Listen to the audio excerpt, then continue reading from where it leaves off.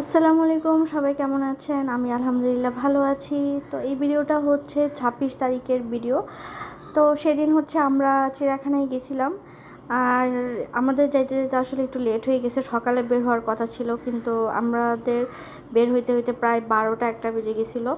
আর ঈদে আমরা ঘুরতে যাইতে পারি নাই, কারণ আমার হাজব্যান্ড হচ্ছে আমার শ্বশুরবাড়িতে ঈদ করেছে, আমি আমার বাবার বাড়িতে ঈদ করেছি। তো ভাবলাম যে বাচ্চাটাকে নিয়ে একটু ঘুরে আসি। এই তো আমরা প্রায় কাছাকাছি চলে আসছি চিড়িয়াখানার। তো সিএনজি থেকে আমরা একটু আগেই নেমে পড়েছিলাম, কারণ এত ভিড় ছিল, এত জ্যাম ছিল, আর মানুষের অনেক ধাক্কাধাক্কি। তো টিকিট কাটার পরে এই যে আমরা ভিতরে ঢুকতেছিলাম, টিকিটের প্রাইস এখন বর্তমানে 50 টাকা করে। আগে আরও কম ছিল, যখন আমরা ছোটোবেলায় আসতাম তখন টিকিটের প্রাইস ছিল 20 টাকা করে। আর ছোটোবেলায় কত আশা হইতো আমাদের, আসলে বলার মতো না। আর তখন আসলে ভালোই লাগতো, তখনকার স্মৃতি। আর দীর্ঘ প্রায় আমি আর আমার হাজব্যান্ড হচ্ছে 8 বছর পরে আসলাম, আর আমার ছেলের তো এটা প্রথম টাইম আসা। আর আসার পরে প্রথমেই যে খাঁচাটা পড়ে সেটা হচ্ছে যে বানরের খাঁচা। তো বানরের কীর্তিকলাপ দেখতেছিলাম, ভালোই লাগতেছিল, মজা লাগতেছিল।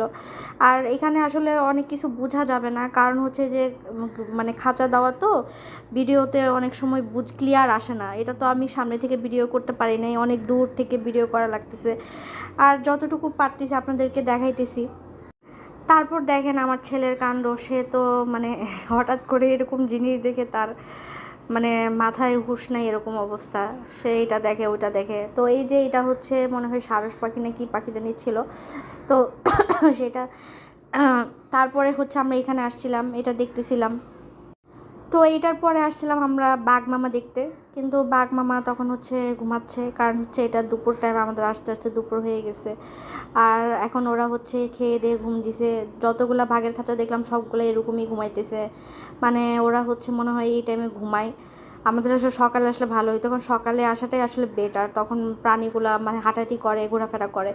তো তারপরে একটা খাঁচার মধ্যে যে দেখলাম উনি হচ্ছে মাংস খাইতেছিল, তাকে এক গাদা মাংস দেওয়া হয়েছিল, সে এক গাদা মাংস খাইতেছিল বসে বসে। তারপরে আসছিলাম ভল্লুকের খাঁচায়, এই যে দেখেন দুই ভল্লুক মিলে কিছুক্ষণ মারামারি করতেছিল, তারপরে আবার দুজন দুই দিকে চলে গেছে। তারপরে একজন আয়সা এখানে হাম হাম করতেছিল। তারপরে দেখলাম এখানে কিছু ময়ূর ছিল, এটা হচ্ছে ওই যে পাখনা ছাড়া ময়ূর আর কি, মানে কেমন জানি না, আমি ঠিক মনে নেই। আর এগুলারে জানি কি গরু বলে, গরু। এটা মনে হয় পাহাড়ি এলাকায় এই গরুগুলো পাওয়া যায়। আর এটাকে জানি কি বলে, আমার ঠিক মনে আসতেছে না, আমি মানে ওই লেখাতে পড়ছি। তারপরে হচ্ছে যে হরিণগুলা দেখতেছিলাম, ওরা কাছে আসে না, অনেক দূরে দাঁড়ায় ছিল। আর তারপরে হচ্ছে জলহস্তিগুলো উপরে দেখা মানে সৌভাগ্য হয় নাই, ওরা জলের ভিতরেই লুকায় ছিল, উপরে ওঠে নাই। আসলে গরম তো, প্রচুর গরম ছিল। আর তারপরে আবার হচ্ছে এই যে ময়ূর, এই ময়ূরগুলো কিন্তু পাখা মেলায়, মানে এত সুন্দর লাগে, ওরা পাখা মেলায় কি সুন্দর করে ডাকে। আর মানে সবাই দেখলাম এখানে দাঁড়াইছিল, দেখতে অপেক্ষা করতেছিল যে ময়ূরগুলো পাখা মেলে কিনা। আর ওই যে এইগুলা হচ্ছে সাদা সাদা ময়ূর। আমি একটু চেষ্টা করতেছিলাম যে দেখি, তো ওই যে দেখেন একটা ময়ূর পাখা মেলছে, কি সুন্দর লাগে। তারপরে যাচ্ছিলাম সাপ দেখতে, মানে এত ভয়ঙ্কর ব্যাপার কি বলবো, মোটা মোটা বড় বড় অজগর সাপ। মানে আমি মাঝে মধ্যে ভাবি যে কোনো কারণে যদি এই গ্লাসগুলো ভেঙে যায় আর এই খাঁচাগুলোর থেকে যদি এগুলো ছুটে চলে আসে, তাহলে কি হবে ভাবেন তো। ইয়া বড় বড় মোটা মোটা অজগর সাপ, মানে এত ভয়ের একটা ব্যাপার, সবসময় টিভিতে দেখি তো।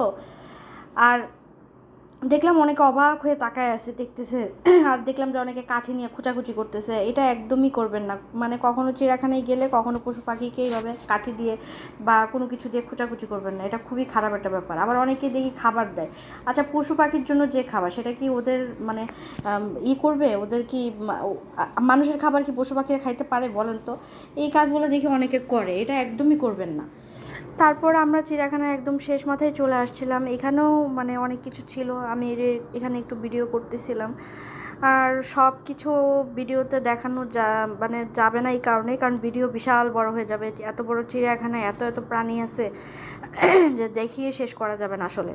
তারপর হচ্ছে এখানে একটা বেঞ্চ ছিল, মানে চিড়িয়াখানায় বের হওয়ার আগে 2-3টা বেঞ্চ ছিল, তো ওখানে আমি একটু বসলাম, বসে আবার একটু ভিডিও করলাম, মানে একটু রেস্ট নিতেছিলাম, খুব হাঁপাই গেছিলাম। আর এত গরম, চিড়িয়াখানায় আসলে শীতকালে এসে মজা পাওয়া যায়, গরমকালে বা বর্ষাকালে এসে কোনো মজা পাওয়া যাবে না।